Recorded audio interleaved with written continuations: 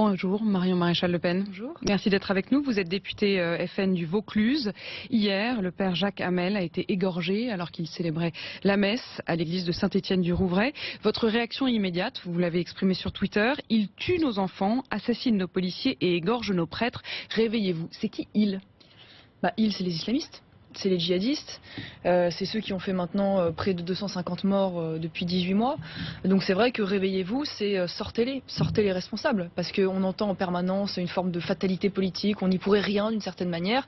Alors moi je crois beaucoup aux politiques et je pense que toute cette situation est le choix de responsabilité, de mesures politiques précises prises à la fois par Nicolas Sarkozy mais même avant lui et François Hollande. Et que donc ces gens-là maintenant ils doivent faire un bilan et en tirer les conséquences dans les urnes en particulier. Nos ennemis en France, c'est qui? C'est ceux que vous venez de décrire? C'est ceux-là, ici, sur le territoire français? Je sais pas, il y a un débat sur le fait que les islamistes sont nos ennemis, parce que... Non, il y a une question qui se pose sur comment on définit l'ennemi.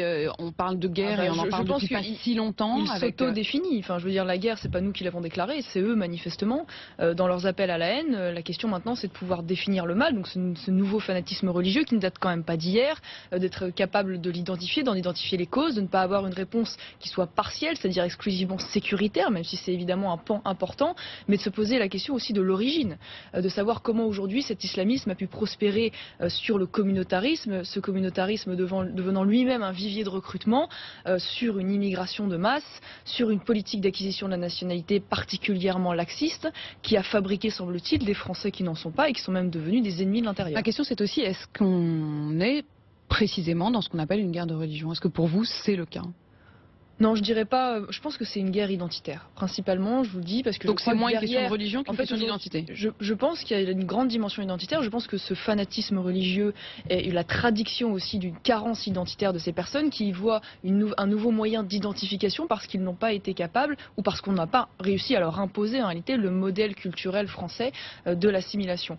Donc par ailleurs, il n'y a pas de réponse. Qui aujourd'hui on n'a pas réussi à leur imposer le modèle.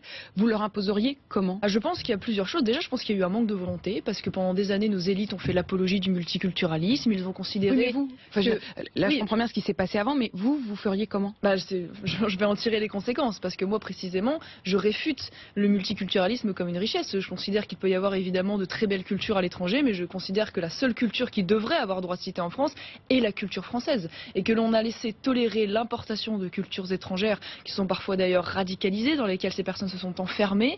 Et je crois que c'était un très mauvais modèle, particulièrement conflictuel.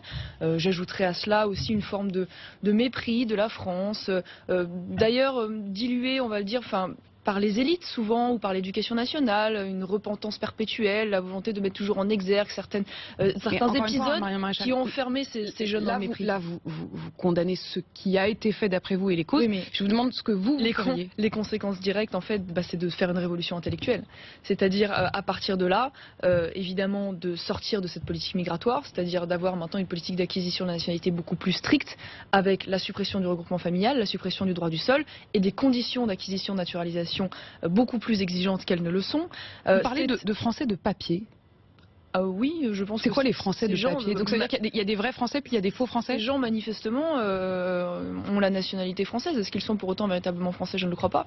Et je crois d'ailleurs que c'est si vrai qu'à son retour de Syrie, cette personne aurait dû être immédiatement déchue de la nationalité française, condamnée au titre d'intelligence avec l'ennemi et puis expulsée à la fin de sa condamnation. Parce que je ne vois pas. Mais expulsée à quel titre? Dans son pays d'origine, c'est tant est qu'il soit double national. Parce qu'évidemment, on ne peut pratiquer la déchéance. Visiblement, alors on n'a pas encore tous les éléments, mais il s'agit d'un Français. Donc, oui, nous n'avons pas. Expulsé où? Vous l'envoyez Nous n'avons pas. Oui, mais enfin, vous avez, dans l'immense majorité des cas des terroristes qui ont frappé la France, des doubles nationaux. Évidemment, dans le cas d'un national, il n'y a que la condamnation de droit commun qui peut être mise en œuvre. Est-ce que vous êtes favorable à un Guantanamo à la française, qui est une idée notamment de Georges Fenech des Républicains? Oui, les Républicains ont toujours beaucoup d'idées quand ils sont dans l'opposition. C'est assez amusant. Lorsqu'ils sont aux affaires, ils ont plutôt tendance à supprimer des postes de policiers, de militaires, supprimer la double peine. Enfin, ça c'est malheureusement le cynisme politique. À chaque fois, vous me répondez en me disant qu'ils ont pas fait. Je vais vous répondre. Mais voilà, moi je vous demande à vous, est-ce que vous êtes favorable à un Guantanamo à la française? Je pense que c'est une position politique particulièrement démago. Je crois qu'aujourd'hui nous avons une grande majorité des outils législatifs qui existent à travers le droit commun. Je pense que l'article 411 que je viens de vous citer, -4, qui permet de condamner jusqu'à 30 ans de réclusion criminelle quelqu'un pour intelligence avec l'ennemi, est un biais intelligent temps pour précisément s'attaquer aux Français qui ne sont pas binationaux pour les mettre hors d'état de nuire. Je pense que la déchéance de nationalité et d'expulsion sont des bons moyens. Donc pas besoin d'exception à l'état de droit, comme le demandent certains, y compris Laurent Wauquiez, par exemple. Non, je crois sincèrement qu'aujourd'hui nous avons 95% des outils. En revanche, c'est vrai qu'il serait judicieux de remettre en place la double peine qu'a supprimé Sarkozy, c'est-à-dire la possibilité d'expulser des étrangers qui ont été condamnés, pas nécessairement d'ailleurs pour terrorisme, ça a été le cas à Nice, ça nous aurait évité le drame de Nice, de remettre en place les frontières par la suspension de l'espace Schengen, parce que l'islamisme aujourd'hui c'est une menace mondiale, elle peut frapper et venir aussi de l'extérieur, on le voit en Allemagne, et donc il nous faut impérativement retrouver les moyens humains et logistiques de protéger nos frontières. Je voudrais vous faire réagir aux propos de l'archevêque de Rouen, Monseigneur Lebrun. Hier, il a dit « Cette attaque a fait 3 victimes, le prêtre, le père Jacques Hamel, 84 ans, et les auteurs de l'assassinat ». Oui, indéniablement, ils sont morts, mais enfin, est-ce qu'on peut parler de victimes? Je ne suis pas convaincue. Moi, je pense que ce sont des bourreaux. Voilà. Et par conséquent, j'ai pas de pitié pour eux. J'en suis navrée, mais c'est vrai que je suis tellement frappée, tellement en souffrance de voir mes compatriotes mourir, d'ailleurs à l'aveugle comme ça, que je n'ai pas de pitié pour ces gens-là. Et la réponse que propose notamment l'archevêque de Rouen, il dit la fraternité entre les peuples est l'exacte réponse au terrorisme. Oui, mais comment on obtient cette fraternité ? Est-ce que c'est par la faiblesse ou est-ce que c'est précisément par une réponse forte de l'État régalien? Moi j'entends bien, mais pour préserver la concorde... mais vous êtes favorable à la fraternité entre les peuples? Bien évidemment. Enfin, moi je veux pouvoir vivre librement et en sécurité dans mon pays avec mes compatriotes. Mais là c'est pas une question de sécurité, c'est plus une question... Oui, mais sauf que la concorde elle passe aussi précisément par l'absence de ressentiment, de crainte et par un sentiment de sécurité. Or je crois que cette concorde aujourd'hui elle ne peut être obtenue que par une réponse forte de l'État régalien, à la fois sur la politique migratoire, la politique carcérale, la politique pénale. Or, ce qui m'inquiète, c'est que j'entends beaucoup de mots, de bougies, d'appels à la paix, à la fraternité, mais dans la stratégie globale du gouvernement, je ne vois rien. Je rappelle quand même que cet homme, alors que nous sommes en état d'urgence, a frappé, il était fiché islamiste avec comme un bracelet électronique. C'est quand même la démonstration que ces mesures sont totalement insuffisantes si elles ne s'inscrivent pas, si vous voulez, dans des mesures plus globales. Et c'est là où je trouve que le gouvernement est particulièrement faible. Là, c'est pas les propos du gouvernement, c'est les propos de l'Église catholique de France. Non, mais moi je vous réponds sur le plan politique. Du point de vue notamment de Monseigneur 23, l'archevêque de Paris, qui dit « Nous sommes disciples de celui qui a renoncé à exercer la puissance pour convaincre. Ne laissons pas la haine empoisonner nos cœurs. » Non mais c'est pas une question de haine, c'est une question de justice. Est-ce que c'est faire justice que de laisser aujourd'hui des islamistes tuer des Français? Je crois pas. Je pense qu'aujourd'hui la réponse que nous devons avoir, qui est une réponse certes forte, qui est une réponse d'autorité et de justice, elle est la condition sine qua non à la concorde et précisément à la préservation de la fraternité. Donc moi je ne crois pas du tout que les Français soient dans un état de guerre civile, qu'ils aient envie de se venger. On l'a vu d'ailleurs. Enfin, il n'y a pas eu de représailles, d'attaques, de meurtres, de musulmans. Enfin je veux dire ça c'est fantasmé. Ce que veulent les Français. De meurtres non, de grandes tensions notamment. On l'a vu sur la promenade des Anglais. Concrètement, jusqu'à preuve du contraire, il n'y a pas eu... Mais les injures, c'est une forme déjà d'agression, non? D'accord, mais dans les deux sens, manifestement. Et en particulier, aujourd'hui, ceux qui meurent, ce ne sont pas les islamistes, ce sont précisément les victimes de l'islamisme. Donc moi, je ne crois pas à cela. Je pense que la guerre civile, aujourd'hui, est fantasmée. C'est une façon de faire dériver le débat. En revanche, ce que veulent les Français, c'est pas le chaos, c'est précisément plus d'état de droit, plus d'état régalien. Donc il ne faut pas leur faire ce faux procès de dire « Ah bah oui, il y a le risque de guerre civile ». Parce que si un jour elle arrive, cette guerre civile, c'est précisément parce que l'État n'aura pas fait son travail et que les Français seront contraints de faire justice. Alors on va parler de votre engagement personnel, puisque vous l'avez annoncé hier, vous souhaitez vous engager dans la réserve militaire. Est-ce que ça veut dire que vous estimez qu'en tant que femme politique, vous ne pouvez plus rien et qu'il faut du coup prendre les armes? Je crois pas du tout. Moi, je n'ai jamais cru autant à la force politique qu'aujourd'hui. Je crois sincèrement que si les mesures que nous préconisons depuis des années, parfois seules contre tous, étaient mises en place, nous n'en serions pas là aujourd'hui. Mais en revanche, je pense que, vu les circonstances tragiques, il faut aller au-delà de cet engagement politique. Je crois qu'aller dans la réserve opérationnelle, c'est un acte citoyen, alors qu'on sait qu'aujourd'hui, cette réserve est à flux tendu, qu'elle manque de moyens, que le gouvernement fait régulièrement des appels. Donc, concrètement, vous êtes prête à faire quoi? Je suis prête à me mettre sous les drapeaux, au service là où on aura besoin de moi, parce qu'aujourd'hui cette réserve est mobilisée, parfois plus que de raison, pour compenser précisément le plan Vigipirate. Et je crois que les jeunes Français patriotes devraient aussi faire cet acte citoyen. Là encore, je vous cite les mots de l'Église catholique, puisqu'on les entend beaucoup depuis hier. L'archevêque de Rouen qui dit « L'Église catholique ne peut prendre d'autres armes que la prière et la fraternité entre les hommes. Nous n'allons pas prendre les armes. » D'accord, mais très bien, mais je viens vous parler là d'un homme qui est religieux. Depuis hier, évidemment, c'est quand même une des paroles fortes qu'on entend et une des réponses que l'on entend.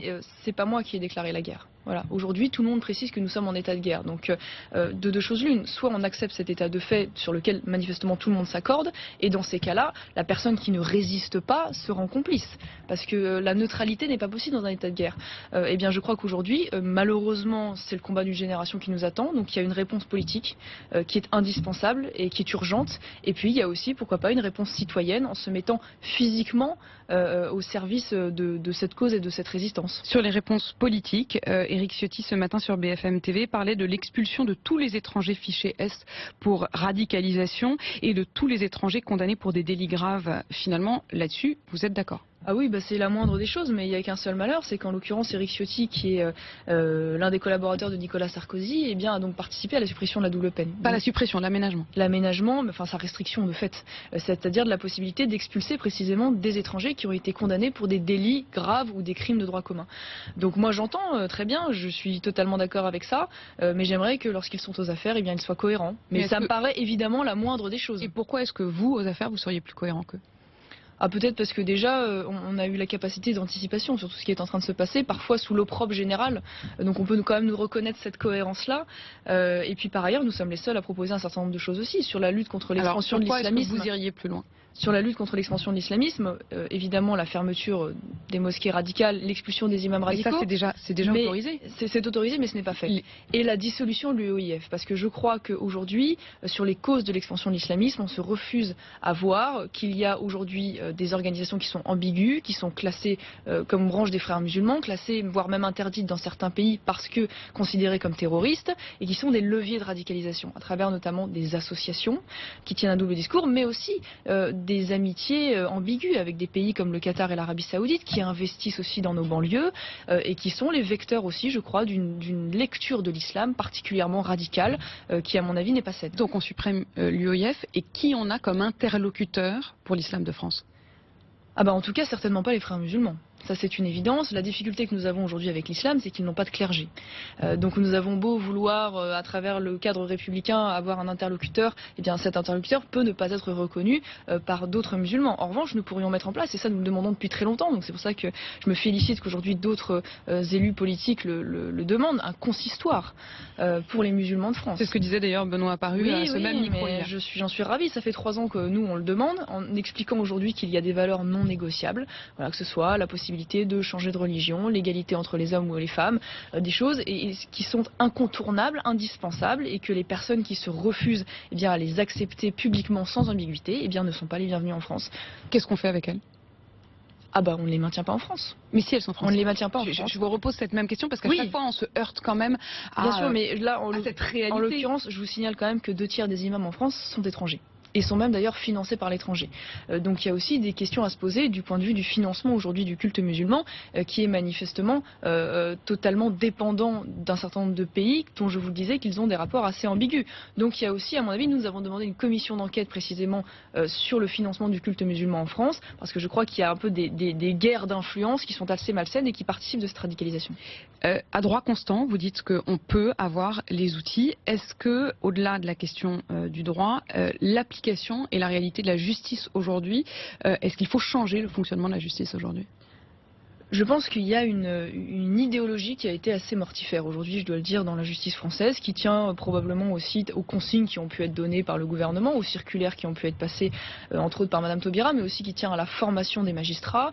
On a été dans une forme de culture de l'excuse, en considérant que la prison était une mauvaise réponse systématiquement, qu'elle n'avait pas d'aspect préventif ou qu'elle n'avait pas la capacité de protéger les Français.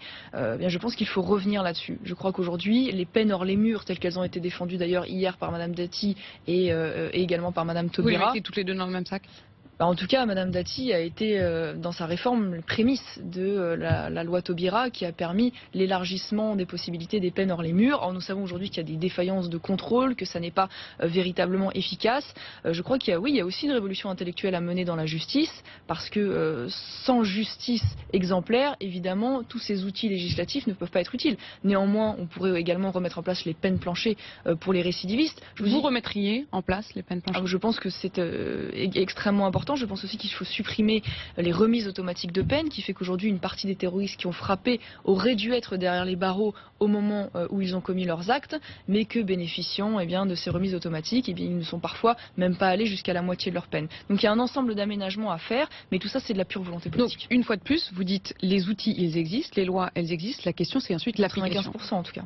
Oui, je pense que c'est une question de volonté politique. L'exemple de la déchéance, il est assez marquant. C'est une décision qui est une décision d'ordre administratif. Donc pour le coup, c'est vraiment le ministère qui décide de déchoir de la nationalité sur évidemment des critères législatifs.